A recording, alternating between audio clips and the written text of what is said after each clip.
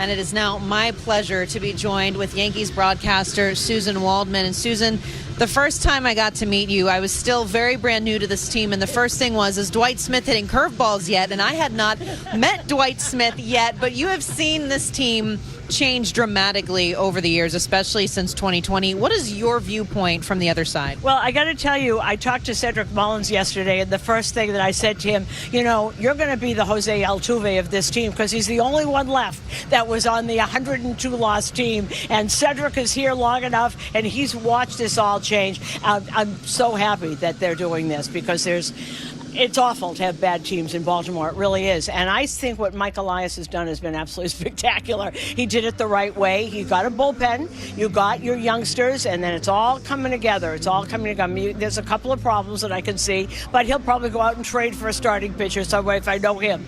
But it's great to see, and I think you're on the right track.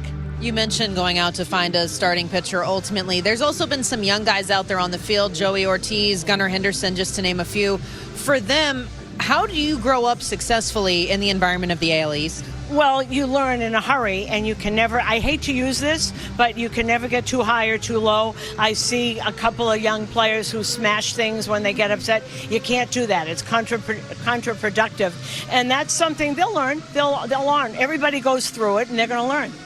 We've talked about how every time you come to New York, it can be May or it can be October, and it feels like the playoffs. What is it about being in the Bronx that gives that environment? I think it's because in New York, Buck Showalter used to tell me it's 162 one-game seasons here. Every game is important. Everything is important. So it's always the playoffs here. And that's why if you come and you are successful here, you understand that. So another team walks in, and it's just bedlam from the beginning. You mentioned Buck Showalter. He was still with the Orioles at the point when Nestor Cortez very briefly wore the orange and black. What was that experience like for Nestor? Because he has come such a long way since. Well, he was drafted by the Yankees, and then they didn't protect him in the Rule 5. And as you know, the Orioles picked him up. He was 23. They sent him back, and he said it was the lowest point of his whole life because they were rebuilding, and he was 23, and he said, I can't even make a rebuilding team, and it was really awful for him. And he came back here, and then they sent him to Seattle, and they sent him back too. And Nestor kind of grew up and learned how to pitch. I thought when I first saw him, oh, he's like Vidal Nuno, except from the other side, but he's not. And he has really learned to pitch. He's really put it together.